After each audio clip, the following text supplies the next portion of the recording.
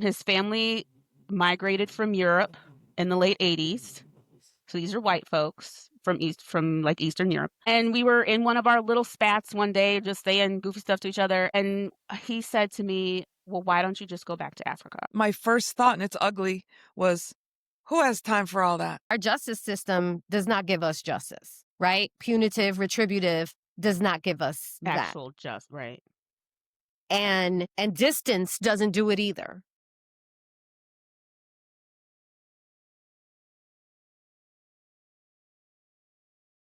Okay, so we are up and running. Okay, so we've decided today that we're going to talk through what does restorative justice, restorative practices, how many people might think of that terminology who are in this work. What does that actually mean? How do we interpret it and understand it? How do we operationalize it? And for me, one of the questions I sit with is is it always appropriate to use that approach in justice work if we're dealing with people who are very intent on our oppression? And so I guess I'll start with my lens in terms of restorative practices. I've always come at restorative justice from the higher ed lens, particularly around student conduct. So for me, it has always been a student, has an alleged violation of the student code of conduct of some sort. Sitting down, talking to them about it. Part of that is making sure they have due process. So making sure that you notify them of what it is alleged that they've done that's not okay. Giving them an opportunity to share their side of the story. Making sure that you get all of the feedback from everybody who's a stakeholder who's involved. And then doing an investigation and then saying, is the person responsible or not? We don't use the terminology guilty or innocent because we're in higher ed, we're very specific about making sure that we try to stay away from terminology that's very legal terminology because the conduct system is not a legal system. It's not designed to be a legal system. It's designed to be an educational one and to hold students accountable for their actions, but in an educational way. There are some places where the law kind of can show. So like, as I just said, with due process, whether you're at a public or a private school, you're going to do that. But you definitely have to make sure it's done properly at a public school because public schools are subject to the Constitution in ways that private schools can kind of skirt around a little bit. And so you want to make sure due process rights are taken care of. You do a proper investigation, you figure out what happened. And if it comes out that the person is responsible for the act that they were alleged, then that's when you get to the restorative justice piece of saying, okay, what is the appropriate consequence for this violation? What is the appropriate sanction? What does the person who was harmed, like bringing in that reparation of harm? So what is that person who was harmed? What do they want to see happen? What is in the best interest of the community? Because sometimes the person has endured the harm, what they want as someone who has to think about the community as a whole, it may not be in the best interest of the community as a whole. And then, issuing that sanction accordingly, allowing them an appeals process if they want to go through the appeals process, and trying to reintegrate them into the community as like, okay, we held you accountable for this, so now you know that this is not acceptable. There's cases that I've had from like very small things, like, for example, drinking in their room underage.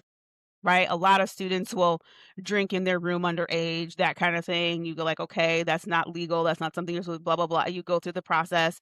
Usually it's they have to do like an educational program about, being more mindful of binge drinking because you're trying to educate them so that they make good decisions, right? And you're not trying to punish them for underage drinking. You're trying to help them learn like, okay, the police officer showed up and you blew a 2.8. You know, we had to send you to the hospital because we were worried about your safety. Like that kind of stuff. And I remember going down on like freshman year from fuzzy navels. Right. You know what I mean? Like they do things like that. You send them to the hospital to get checked to make sure that they're not, dying of alcohol poisoning. And then they come back and you're like, okay, we know you made a mistake. That kind of stuff, that we work with them in the education.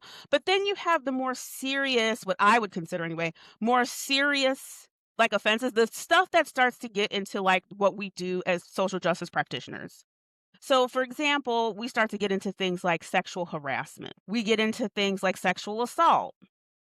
You start getting into things like people using derogatory slurs toward other folks. All of these things are cases that I have personally at some point in my career adjudicated. And I have watched higher ups make decisions that are not in the alignment of like what I would think is restorative justice for any number of reasons, right? A lot of different reasons. And to me, I think to myself as the person who was adjudicating that case and making recommendations for sanctions, there was one student, where me and my colleague actually investigated the case for sexual harassment, and I won't get into the details of, like, what happened or what they did and that kinda thing. But let's just say that, there was a young girl and this young man, he did something to really embarrass her in a way that was, quite egregious, and so me and my colleague investigated that case, and we made the recommendation that the student who we found responsible for the action should suffer at least a semester suspension for his actions, because we thought that that was the other week where I was saying, Eva, that sometimes I think the restorative thing is the punitive thing? Like, a suspension is punitive, definitely.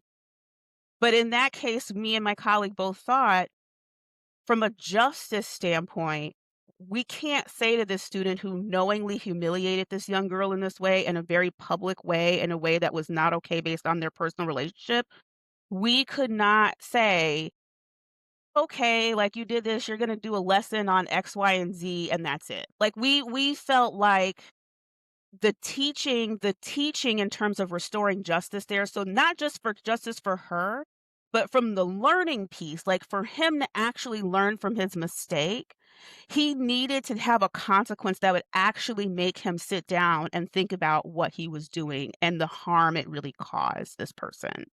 And so we thought the semester suspension at minimum was appropriate given the nature of the offense, what he was doing, as well as the message, because the entire community, it was so public how he humiliated her that the entire community knew about it. It was very public. And so from that aspect, we also had to say, what message are we sending to our community about what we will tolerate in our community? Like all of those things we had to factor in.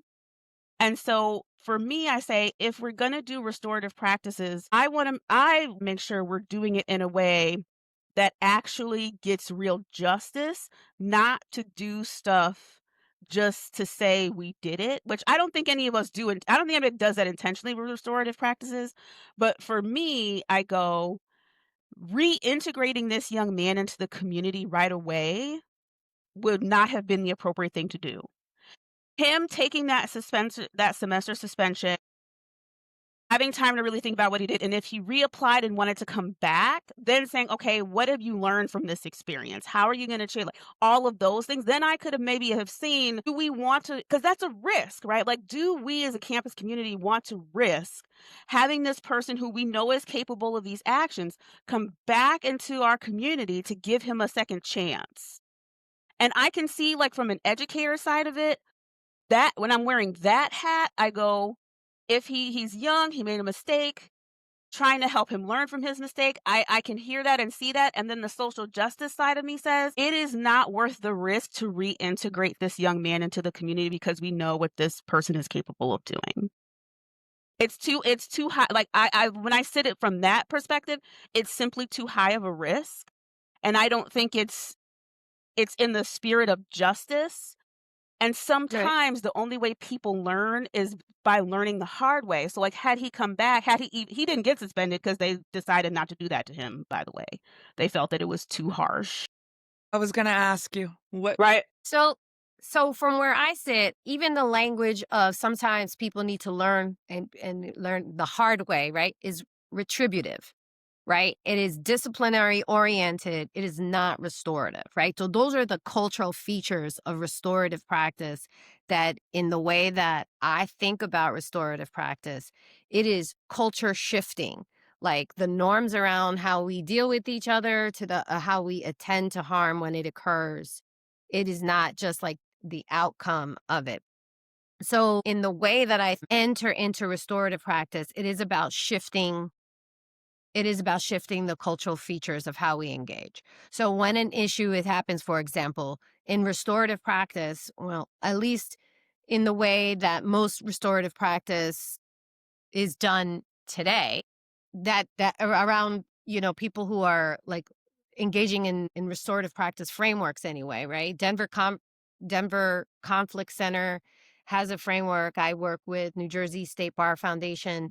And in the way that we talk about it, like in the wake of an incident, we would be having conversations with the person harmed and the person who did the harm, right? Or whose behavior was harming, and exploring what's happening for them, what their motivations were, like, what do they their understanding of the outcome. And then there would be a circle where, like, the person who was harmed has the option of whether they want to whether they want to attend the circle or not.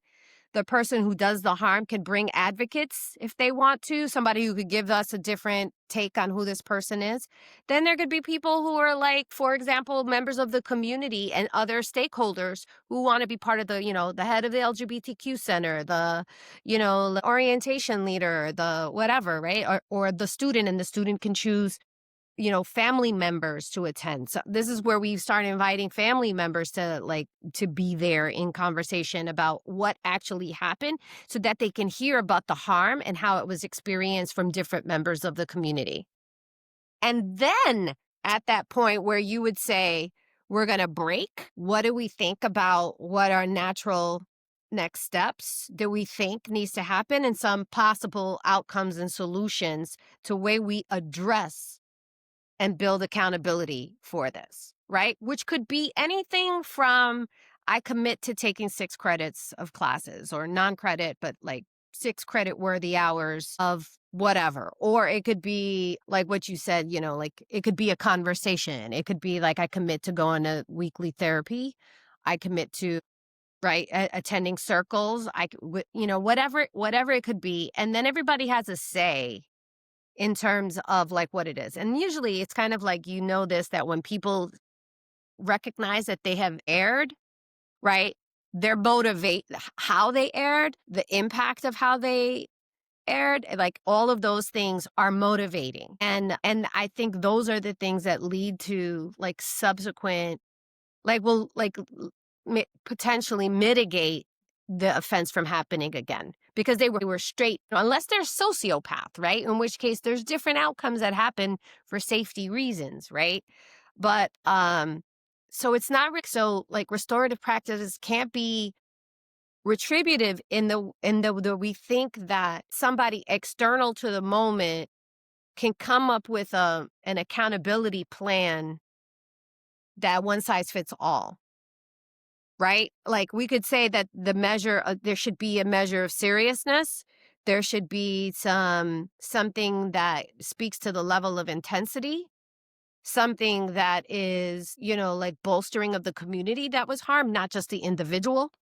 Right? Like, you could come up with features that like for ideas and kind of getting that. So like that's the way when I think about restorative practice, I'm thinking it from a perspective of, principles of perspective, which is deeply reliant on the circles, right, of like traditional indigenous So let me practice. ask you this. If a student, let's just kind of stick with the example I gave in terms of like sexual harassment, right? Say and I think we agree on the process, right? Like having different people have a say. You do what something like that, you do have to do an investigation, right? Like and try to figure out what happened. Having different people who are stakeholders come together to have a say, like that makes sense. So if the student who was the direct center of the harm said to you, and I've had young women say this to me all the time, I don't want to get him into trouble. I don't want to ruin his life. Like, those are very common things that I hear from young women who found themselves in these situations. Knowing that that student did that, would you be okay with just, it sounds like, say the sanction is like the therapy, or that kind of thing. Are you okay with that? Like, would you not from a like an adjudicator standpoint? Like, I'm thinking more so from a someone who cares about the humanity of others and who's someone who wants to protect others from harm. I'm thinking about it from that perspective. Mhm. would you be okay with it reintegrating that person who was responsible for that behavior back in the community, knowing that there is a risk that they do that again? Well, there's sexual harassment with the comment, and then there's like physical, like, you know what I'm saying? Like there's right, and some of those things are against the law, right? Like the law, not just policy, right? And it's not an interpretation of a policy. There are actual like features of that. In which case, that is separate and apart, right? And that process needs to play out as it needs to play out. I know a lot of organizations or schools and nonprofits who will engage in a timeline activity where they say for the person, like harmed, the timeline of the events, what happened at the event, what happened after the event, what happened before the event, right? Like, did they ever feel vulnerable before, right? And like, same thing with the person who was the agent of the author of harm, right? Like, and they engage in their own timeline about where it comes up to them in terms of their own understanding of what is right and wrong, or like why they would make certain choices and so on, right? And so like I think from the perspective of engendering curiosity and inquiry and exploration, we start to kind of build an understanding around what's in play for the human beings that are involved, and then the tentacles of how like that impacts community, like what happens, right? Like if like we took this trajectory and it wasn't addressed and we went down that, like what, again, by circle form, everybody's addressing it, right? Like they're members of the members of the community that person, the author of harm, feels cared for, are also present in this conversation where they could say, I wouldn't feel safe. Like your mom could be there. That person, if it was a guy, his mom could be there and say, I know, if that happened to me, I would feel unsafe. I would feel, right, very fearful about being, right. And everybody gets an opportunity. And this person is hearing from other people, not just the hierarchy of people that they tend to deal with when these issues come, right? And then it becomes a community. We understand it as a community wound. We understand it as, right, as something. And even the exploration of like, what could have helped you make a different choice? Maybe it was to have other men in their lives, or to see, like comedy acts or whatever that didn't highlight this, or like it could be a lot of different things. Now we're blowing it out, and we're seeing from a societal perspective a lot of the imagery and things that make this norm, put this in the bucket of okay enough, right, to make this a choice that they would want to take, because ultimately we want them to not make that same choice again, and to see the seriousness and to have a perspective on harm that is not just about their own personal inconvenience now that they get to be suspended, right? But it's really about the ripples of what a choice like that makes on a community. And so to me, when I think about restorative practice, I think about the shifting of culture, right? So, like, the restorative justice piece in terms of attending to harm is something that falls into the category of a tier two of 3 tiers. And tier one is about establishing enough discussion circles and stuff so that, men are constantly in conversation, not constantly, but like have enough nibbles at conversations of import, and that campuses are investing in the time to bring people together to have conversations around take back the night, for example, right? Sometimes, like most campuses will have take back the night. It will be this candle lit, um, A visual. walk at nighttime, right? It's symbolic, it's visual, and maybe culminates into some speeches or something at the end, but it's not something that is necessarily in the classroom where people are talking about what are you taking it back from? How normal is this? What are some of the images that contribute to the norm? And so, like, tier one is about the culture shifting. What do we do before an incident occurs?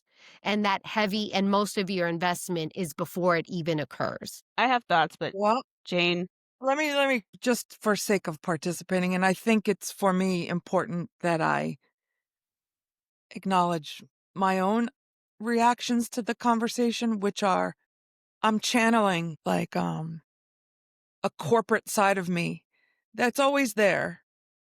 in two ways. As a diversity practitioner, and I want to share the framing I have on restorative practice. But my first thought, and it's ugly, was who has time for all that? You think we have time for all that?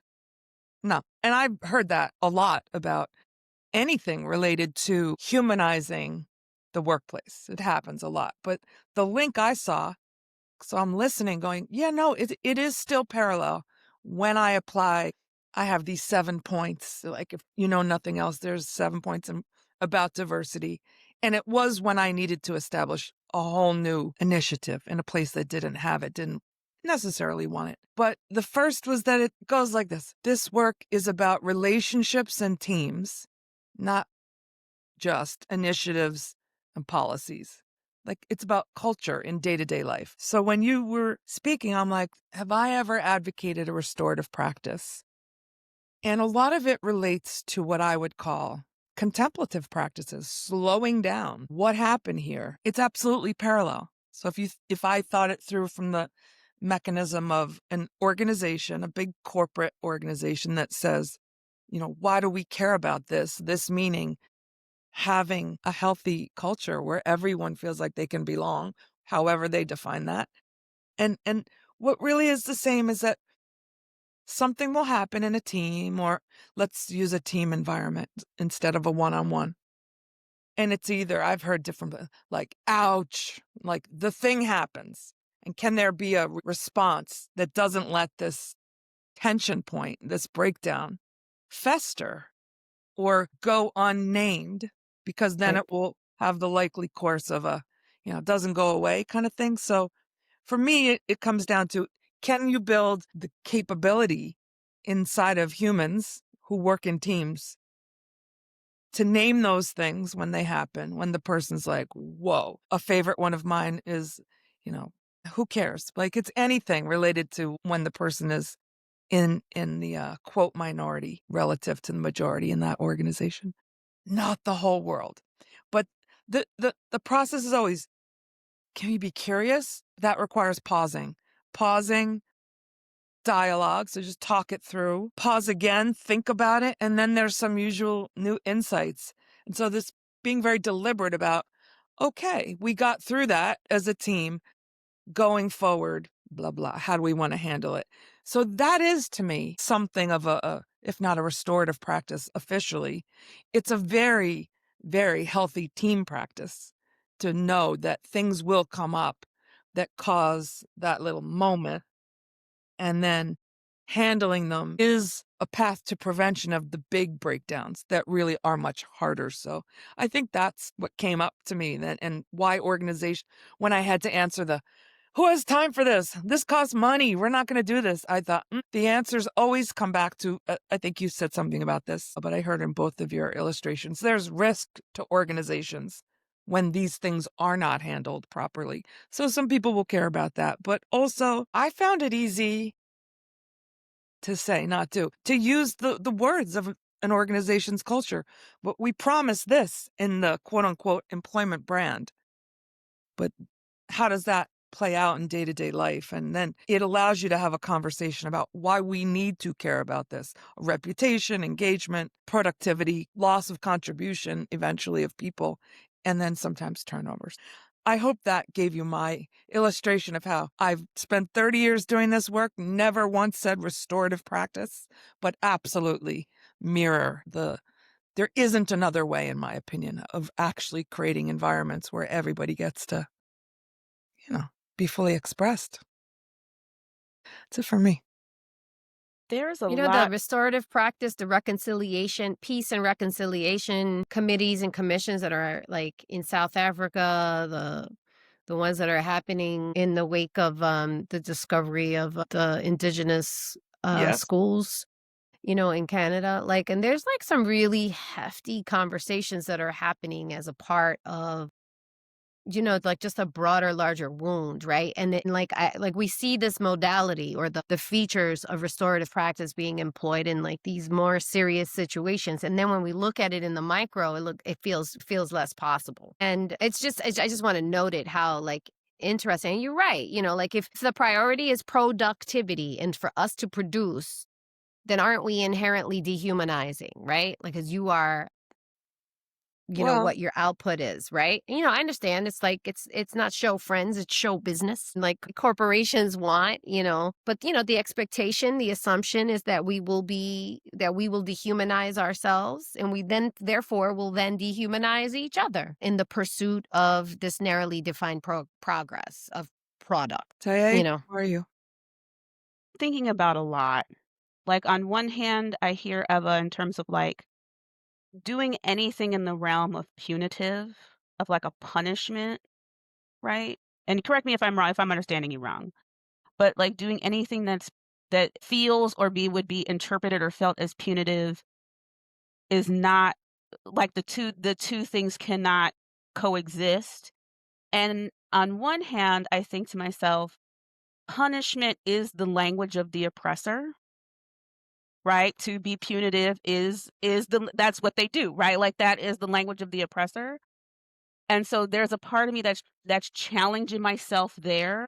And then I also think about what happened to me in high school and how a young white man who he and I would go back and forth all the time, like that, high school and your high school nemesis.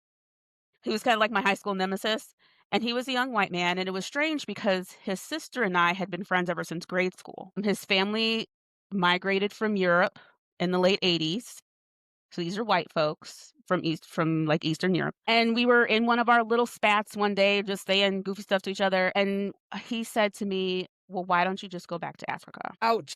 And I remember not know because I was so young in my Black identity development that I did not know. I think just the shock that he would say something like that just kind of made me I was in freeze mode, like not really knowing what to do. And I remember all of my friends around me being like, "What the fuck did he just say?" Like, they were like ready to be up in arms about it. And I, told some people by third, fourth period, had people, young Black men coming up to me like, "Where is he? Where do we need to whoop his ass? Like, what do we need to do?" And I'm just like, "No, no," trying to figure out how I wanted to handle it. By the time I got to my last period, he and I shared our last period class together because we were both in the band. And band for us was the last class of the day. And I will never forget my sister right above me, eyesight. I will never forget seeing her walking down the long hall. There's the main hallway to all the classrooms on the 4th floor. The band has a long hallway, a long corridor that you come down right before you get to the actual band room. So, like, I remember seeing her walking down the corridor as I was packing up my flute for the day, and I thought, "Oh, fuck." She heard about it. Right. I was like, "Someone has told I saw what happened." She left her class early, told her teacher, "I got something I gotta handle. I gotta go." Left her class early, came upstairs to the band room, and directly confronted him about it, and was like and I've never seen my sister come to my defense in this way before, and frankly since. To it. She was like, "You tell my motherfucking sister." She was, like, ready to put her foot in his ass. And I'm like, I thought, like, I don't want her. And he's like, "Whoa, like, what, like, what, trying to, like, get out of there." And my friend, our other friend who told her is, like, giggling because she couldn't stand him either. And so for her, this was like, "Yes, I thought, get him." So that's all happening, and our teachers see it.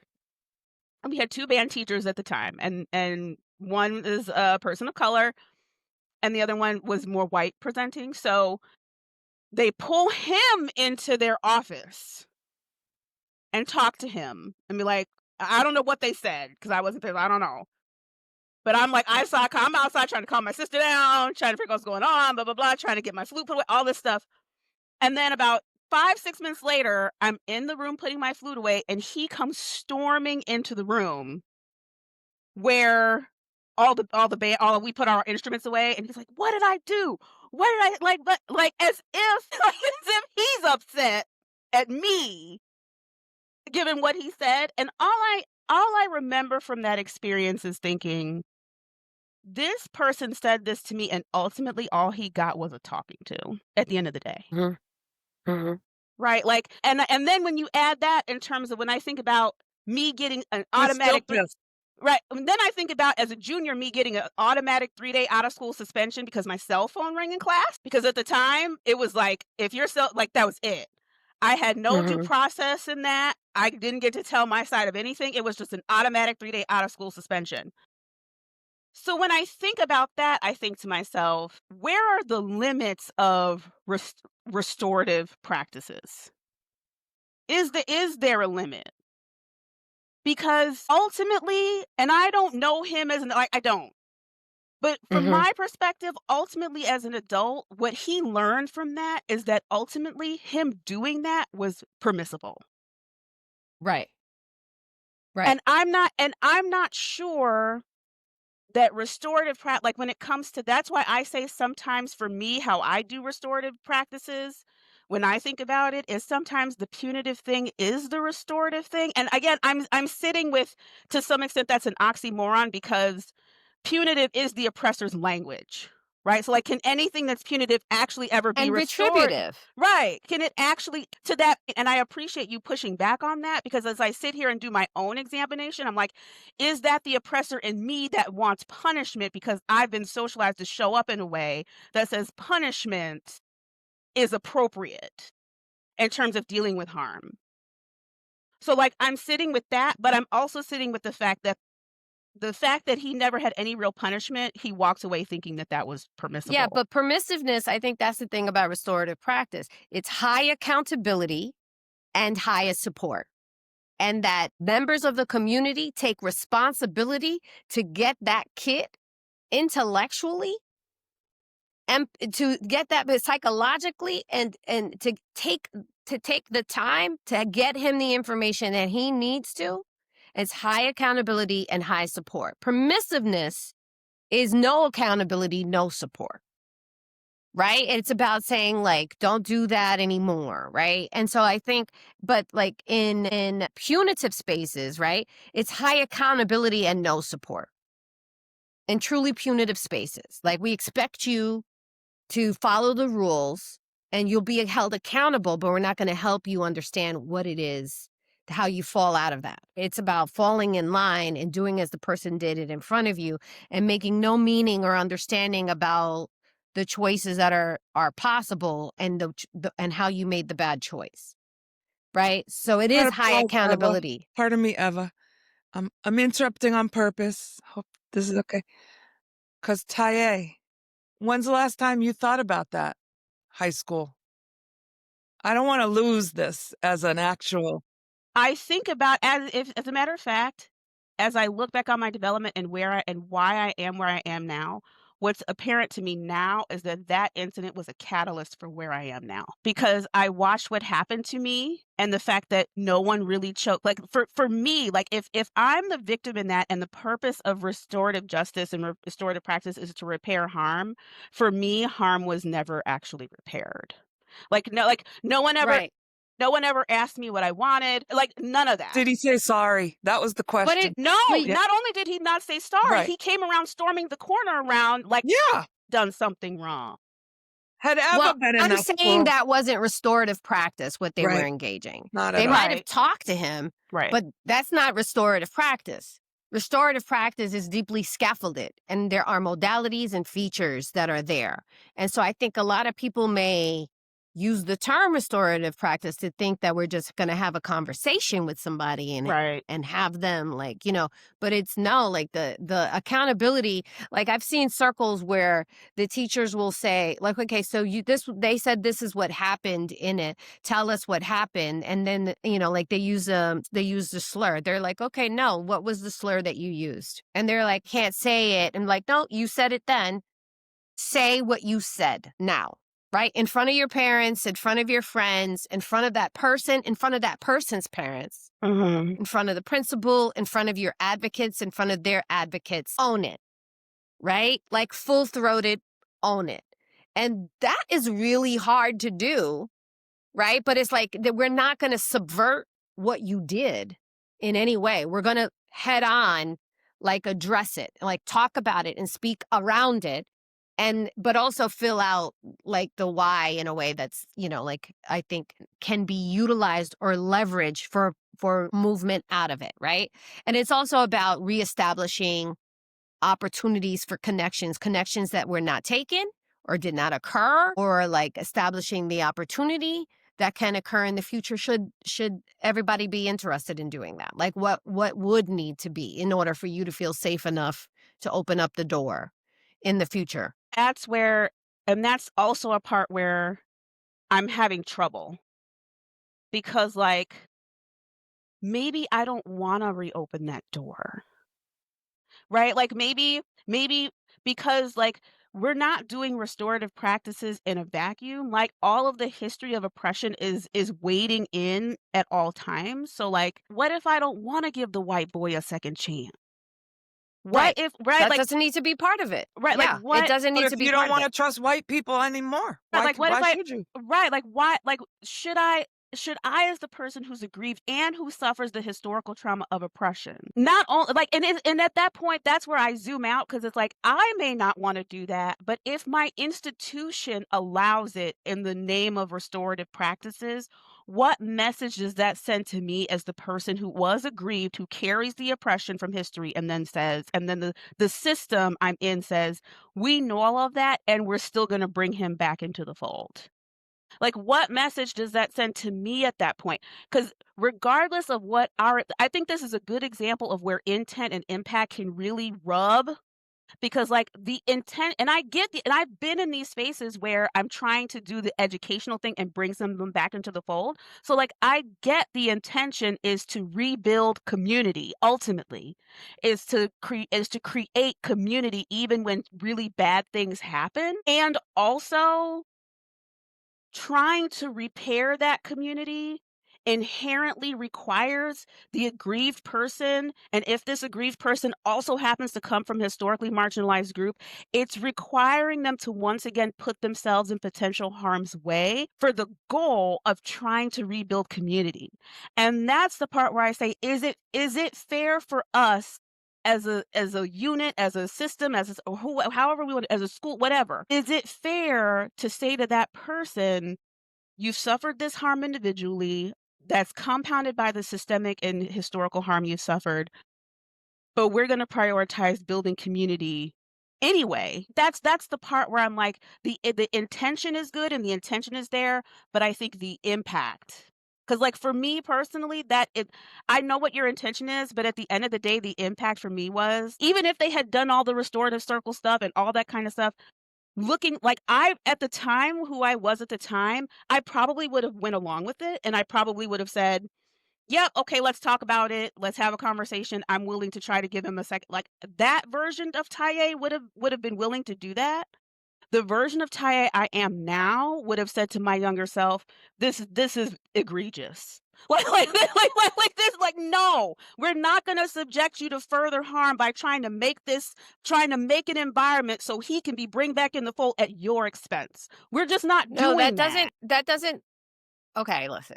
That might So not be the the intention, but I think it's the slipperiness of impact. the slipperiness of the example doesn't serve, right? Because it's like, I'll just say this. In restorative practice, which I'm a strong advocate for, obviously, is highly scaffolded, high accountability, high support. So there's multiple conversations that happen with the person harmed and the author of harm. Among the things discussed with the person harmed are what are possible outcomes that you would like to see to make this feel like a supportive community for you and that you would like as an outcome for this person, right? It could be a list of things that are generated. And that other person is also going to be like, here are some examples of things that could happen as a result, right? This is before the community gets together and has a conversation about it, right? And it'll be like, and it's kind of similar to like when you have a kid and you say like what should be the outcome and they choose this like really thing. It's just like it's kind of outsized from the thing, like, because they think that they did the worst thing in the world and just like, we just want you to not do it again and apologize and really mean it and, whatever, right? Like, so it could be like a mix of those things. So I'm saying it's slippery in the sense that we don't know what that person would have recommended that they would do, but in a circle format, right, in a true restorative practice environment, in restorative caucusing that happens in advance in preparation from that meeting that where everybody comes together, right? Like the conversation will happen in terms of like what are possible. And here's some of the things that Taye would have said that could be things that she would feel like, and how does that land for you, right? You know what I mean? And it'd be like, and it would be again, high accountability, high support, like understanding that, keeping that we all come from an environment that's highly discipline oriented and retributive, right? So like an eye for an eye, a tooth for a tooth, right? And so like therefore if we were harmed, they have to experience harm in order for us to move forward or for justice to be served, right? And so like the culture piece about restorative practice when it's done well and is done in a very committed way is that it's not trotted out when these moments happen, right? And they are possibly participating in circles as advocates for their friends, or right, like, or they've engaged with this person in some way in the past and they recognize that this person, like in that like I've been in circles where like a slur was leveraged, and then the second bite they realized slurs were going multiple ways. They're minoritized people and whatever. But like what wasn't known is that they both were like experiencing stuff at home that like, engaged in like a high stress environment for them, and they did not have their wits about it, right? And they kind of ended up experiencing compassion for the other, like in a way, and it's still feeling like, but somebody in the room saying the not all slurs are created equal. And, the slur that you use has a particular wound and depth and history attached to it. That is really important for us to use that not as like equals, but to separate and apart. And like, how does that land? And like, so there's a deeper understanding about the mea culpa, what the mea culpa looks like for like ancestors, or for like, like a broader history and an acknowledgement that is happening. So like, you know what I mean? So I feel like there's all kinds of nuance that I can't really speak to in it, because I think in most, I'm like, I feel like I'm trying to legitimate the practice based on the misnomer, based on the way that sometimes the misnomers have carried what it is in a way that is Hey, disingenuous to what it we is. fight for our methods, Eva. We're practitioners. And these things I don't take it that way. I think Yeah. Taye's question really is powerful. Like, is there any scenario that's restorative if the person who's been harmed doesn't want to give that person the option? Like, that has to be an option. They don't want to engage, right? I would imagine, or no? And that's why, like, I what I would like to see is an example, and maybe because I haven't seen an example of that work in that way. Like, I wanna see the example of what does it look like when a slur is used, like, say the N word is used and slur is used, and the student is like, "Nah, B, I'm good."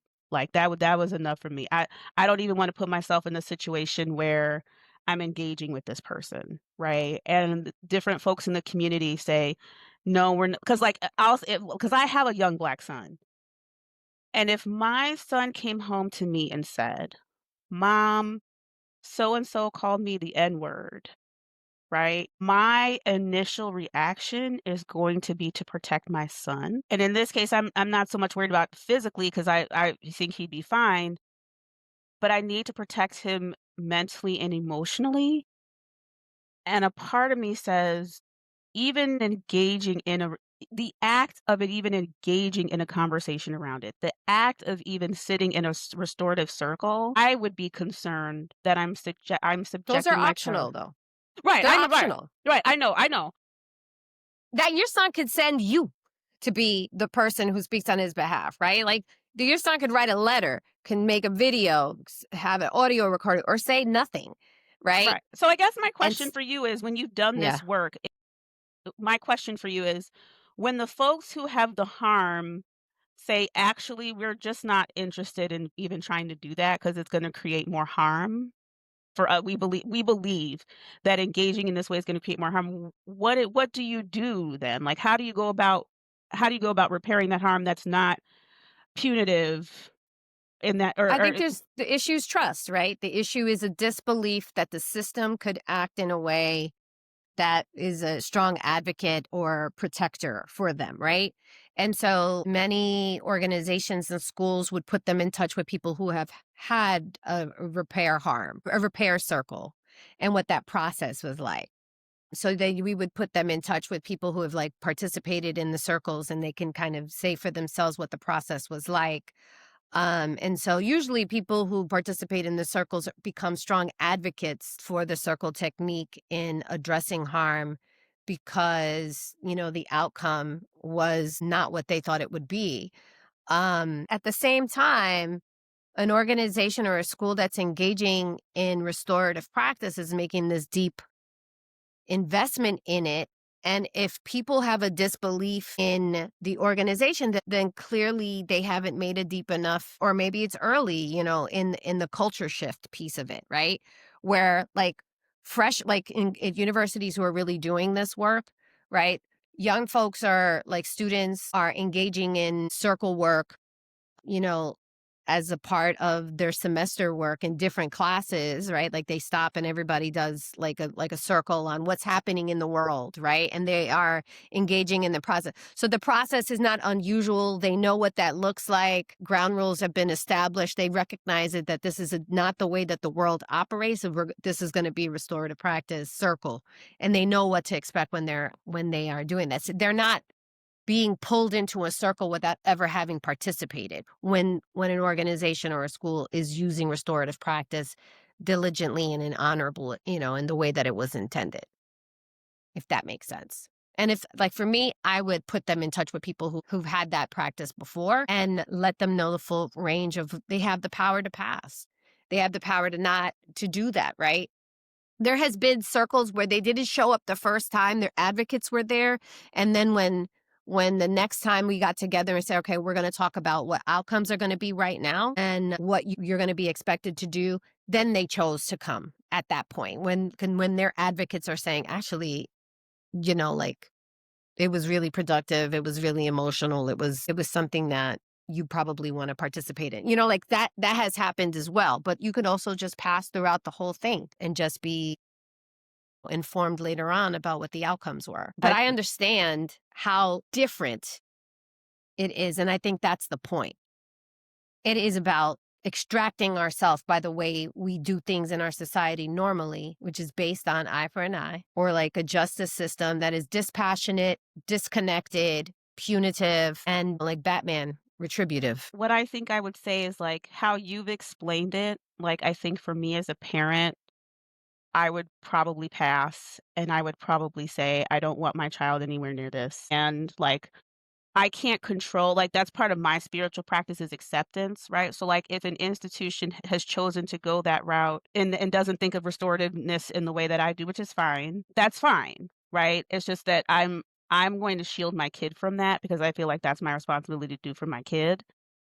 And, like, if y'all are doing that, do your circle, like, do that, but if someone calls my kid the N-word, I'm just not exposing him to that. I don't wanna talk to like, I'm not interested in talking to anyone who has done it before, and, like, if that's great for them, like, if they did it and, like, they went through that process and they felt like it was restorative for them, I'm happy for them, but with where I am and my praxis model around my Black identity development, I'm just not gonna even entertain it, and, like, that would be the end of that for me, and, like, saying to myself, like, "What do I need to do to protect my son? Does this mean I need to find him another school to go to? Does this like what does that mean?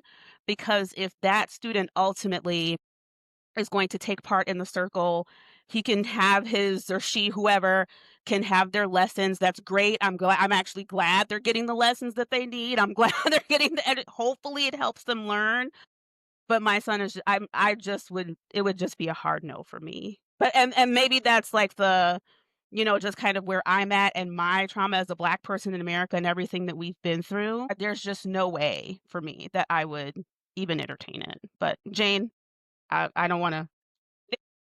No, I'm not surprised based on other conversations that that's where you would land on that. I'm glad you're And clear that's what's about so it. sad is, like, there's a part of me that would want to do that, like, the humanitarian and, like, even the conduct person in me who understands the power of what it can do would want to, but like the saying goes, thoughts are suggestions, emotions are instructions, right? And like my emotions with my kid or with someone who is like I care for who says, even sitting in this space is dangerous. Let's just not even go there. That's what my emotions say. And so I'd be operating on those emotions as my instructions. Yeah, I Good think one. that there's more and more spaces that restorative practice is being used in racial justice contexts and racial innovations contexts. And like I think it makes sense to have a lived experience um and an awareness of historical experience, right? Because they enmesh that makes it feel deeply unsafe. And my liberation practice, my transformation practice is that we can't keep doing the same thing.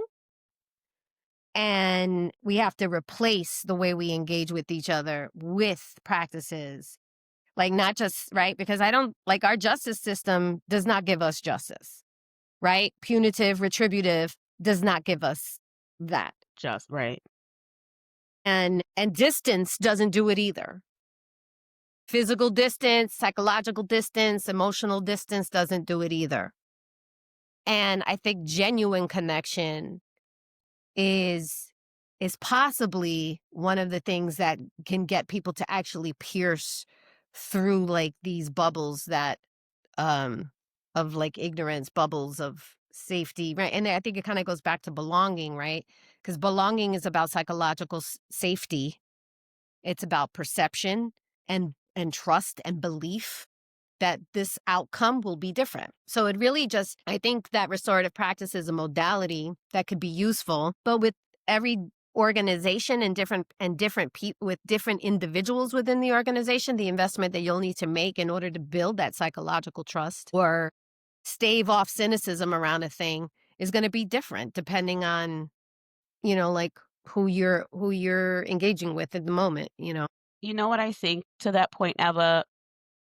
I think when I think about trying to whatever justice looks like, whatever methodology is used, I think in terms of the belonging piece, I do think you're right. It's about trust and safety. And ultimately, it comes down to the trust and safety of that through this process, my dehumanization will not remain or be relitigated, Papered right? over Right, or right, reframed. Yeah. or relitig right? Like, and I think that that's the rub, and I think where you and I disagree or differ is that it sounds to me that you think that there's that can still be done, and I think with people who are not interested in dehumanizing others, like, fundamentally, I think you're right, that culture still can be created.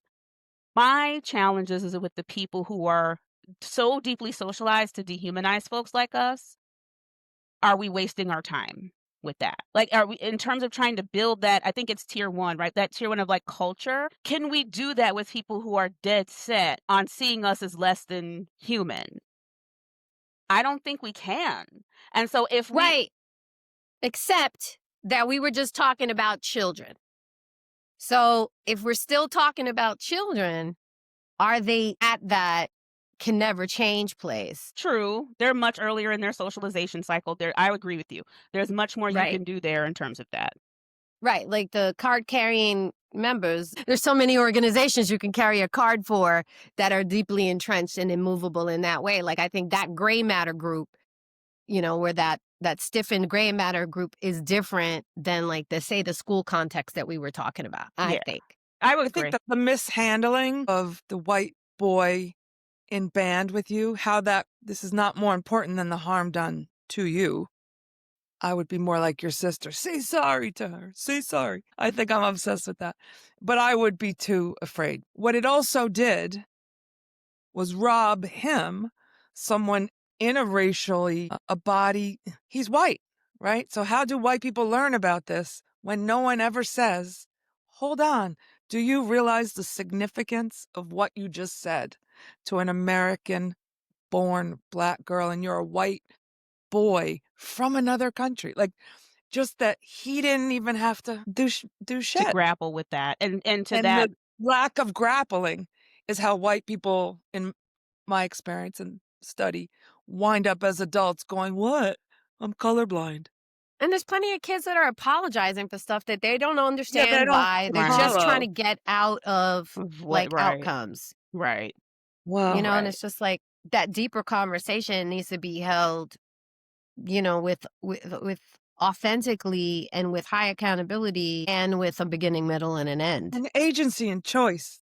What Yes. I heard in Tay's, like, I don't wanna do that, not with my son." What I do think, taking it out of the realm of younger people who are earlier in their socialization cycle, where I do think you can make more of a dent, is to where your space more was, Jane, and in corporate, these are adults at this point, Mhm. right? So, like, they're much more solid in where they're at. That makes restorative that makes, I think, much harder for that very reason. I think you can still attempt it, but if the goal is to create culture and culture shifts, I think you can still it's easier to do that with younger folks who aren't as deeply entrenched than with people who are 30, 40, 50 years old, who have whatever prejudices they're gonna have, and then try and at that point, I'd be more concerned that the culture shift is about their survival and not Yeah, getting they into have a lot to trouble, lose. right? Than it is about actual shifting how they relate human to human with another person. I've seen it a little bit different I use restorative practice in caucusing and not a circle because it'll be three people in the room in my mediation work where we are talking about the beginning, middle, and end and kind of talking about like early thoughts about this word or whatever the sentiments around that and like capacity to listen and listen deeply, be curious.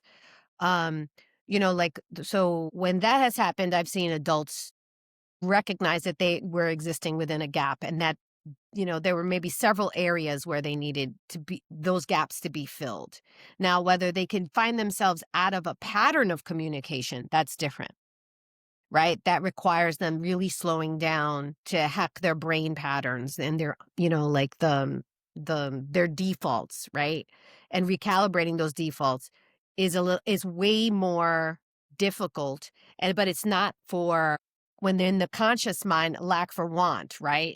It's really about putting themselves in a cognitive condition that they can make decisions based on their values, not based on their defaults. And that's where, like, I think the brain pattern stuff becomes really, important. And that's what's when accountability looks like. And when you fall into the gap again, what do we do then? Right. 'Cause, You like, know? as an adult, I'm thinking about advocating for myself or advocating for my son, and I sit here and I think, I'm so deeply ingrained in where I'm at in my praxis at this point, and, like, asking myself, "Am I being too immovable?" And I'm sitting here thinking to myself, the real question is, do I care enough about the other person as a human being to want to try to be in community with them, to try to get that culture shift to actually be sustainable? Like, do I care enough? Am I willing to sacrifice my own potential emotional and psychological safety to be more connected to this human being, knowing that there's a high likelihood that they'll mess this up again or hurt me or like, is it, can I find that within myself? And can I lean out of my oppressor's way of thinking of me, protect, protect, like, can I lean out of that long enough to potentially to subject myself, or if in the case of a kid, like, subject my son to that in order to try to reach across human to human? And that's the part that I'm like, because I know in theory that's what I should do, but in reality, it something about it feels wrong, and I can't quite figure out what it is that feels wrong. I need to think about that. Stay with it. Yeah.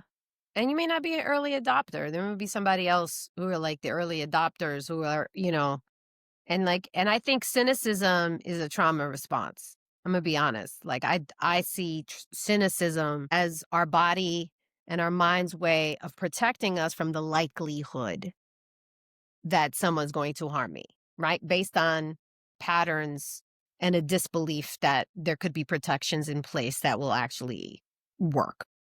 And so I think, like, like figuring out like what is the space between the innovation mode and protection mode, right? Like, how much bandwidth do you have for it, or an appetite for, or what does where are the opportunities that you're willing to stretch beyond, the cynical space, or the self-protective space to forge different land? Because there's a lot of people who are still separatist, you know what I mean? For the I think reason it's that what's the appropriate balance between trying to connect in human connection and not subjecting yourself as a historically marginalized person to further harm. I yeah, think I for think me, it's that's ultimately personal. what it comes down to.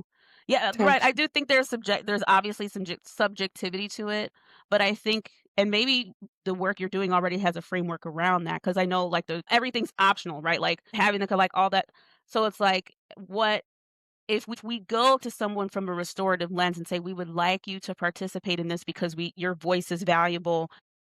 Like, I'm thinking to myself, if I'm going to that person knowing what they've been through, the other thing that's coming out of my mouth is, "Yes, I want your perspective because it's valuable because you're the person that's harmed, and also I understand that even having you in this space may re-traumatize you and more harm, and I don't wanna do that." Which you're probably Right. already doing, but so Yeah. it's like finding the balance, and then if someone is in a space where they're not willing to make that reach, what then? Right. It's also about getting to know what the fear is. Mm, Like, you know what I mean? And like, we barely get the courtesy of being able to explore the what under, like, the why under the what. yeah, the why under the what, and even having a deeper exploration about like what could make you feel safe. Right. What are the conditions that would move you from absolutely no to maybe, and what's the space between maybe and yes, right? And because there's often a delay, like we can't hold this person accountable until we get some exploration about some possibilities that just isn't just off with their head. Right? Like, there needs to be a higher accountability, and the community can hold them accountable separate and apart from you, but let's explore what pieces you will be willing to take on in terms of itemizing a list of possibilities, like ideating with a community, right? Like, because it could be there's been sometimes where the person who is harmed is not part of the room, but the accountability, that same group will get together without the author of harm, and then they'll have the same conversation with the author of harm, and then they have the benefit of hearing from the person harmed, and they can hold the sentiments. And I just want to say I have a call in 8 minutes. Right. All right, so Nah, this was long. it Oh no, it was. was an hour and 7 minutes. No, Yeah, it was an it was hour and 7 minutes. So it We had our wasn't pre. that. It wasn't that. Yeah, our yeah, it was pregame. our pre-stuff, yeah.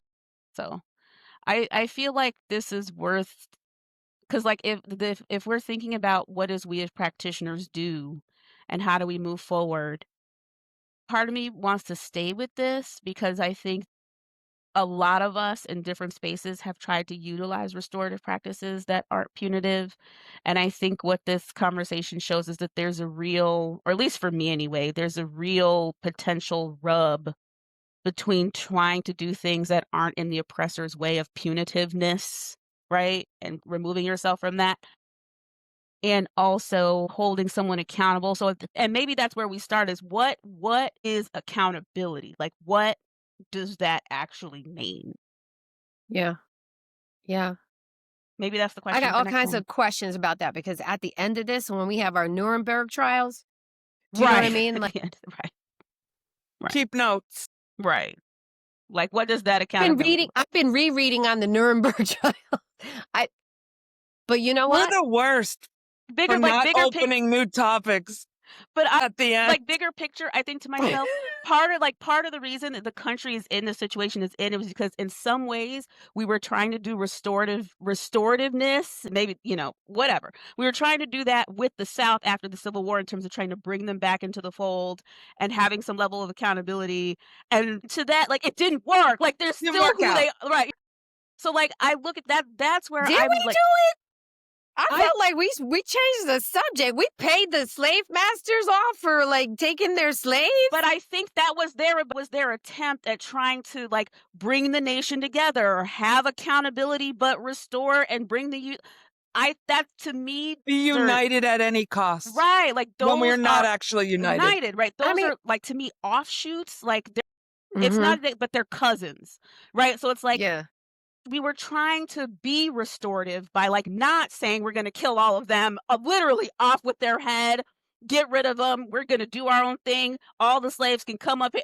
Like, we didn't do that. We said, "Okay, we're gonna bring you back into the fold, we're gonna have some troops down there to make sure you don't run amok," right? Like, trying to do the accountability that way, and ultimately it failed. Yes, but I don't think it's I don't think that restorative practice is also preventative. Can we do this next week in the context of, like, Pause. yeah, let's You know what pause. I heard? Okay.